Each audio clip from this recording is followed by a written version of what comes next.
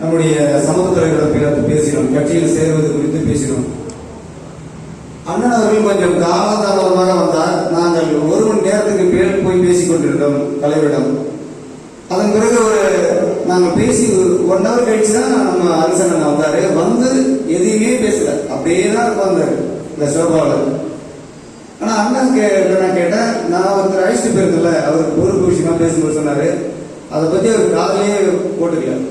என்னிடம் இதற்கு முன்னாடி நிறைய பேர் சொல்லியிருக்காங்க, நம்முடைய கட்சியின் முன்னோடிகள். அண்ணா அப்படியே ஒருத்தரை ஸ்கேன் பண்ணிடுவாரு, அவ்வளவுதான் பார்த்துட்டாருன்னா முடிவு பண்ணிட்டாருன்னா அது கிளியரா ஒரு யாரையும் அவர் கண்டுபிடிச்சிருவாருன்னு சொன்னாங்க. நான் அதை அப்புறம் சரியா முழுசா அதை நான் ஃபீல் பண்ணேன்.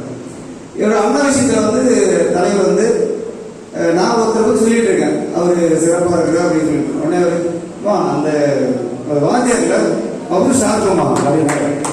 நம்ம என்ன சொல்றோம், அண்ணன் ஒரு வார்த்தை கூட பேசாத பத்தி சொல்றாரு அப்படின்னு பார்த்தா அண்ணன் கணிச்சதுதான் கரெக்ட். அவர் தான் நம்மளோட நிக்கிறார், 2 ஆண்டு காலமா நம்மளோட நிக்கிறாரு. நான் நினைச்சு அண்ணன் நான் வேந்து போவார். எப்படி இவ்வளவு ஷார்ப்பா ஒரு வார்த்தை கூட பேசாததை பத்தி இவர் தான் ஷார்ப்பு அப்படின்னு அந்த இன்னொருத்தரை பத்தி பேசவே இல்லை. அவர் அந்த வாத்தியார் அவருக்கு ஷார்க்குமா அப்படின்னு சொல்லிட்டு அது ரொம்ப மகிழ்ச்சியாகவும் ஒரு பெருமையாகவும் இருக்கு. அடுத்தபடியாக மக்கள் தொண்டர் அண்ணன் திருமாவளவன் அவர்களை பேச வைக்கிறேன்.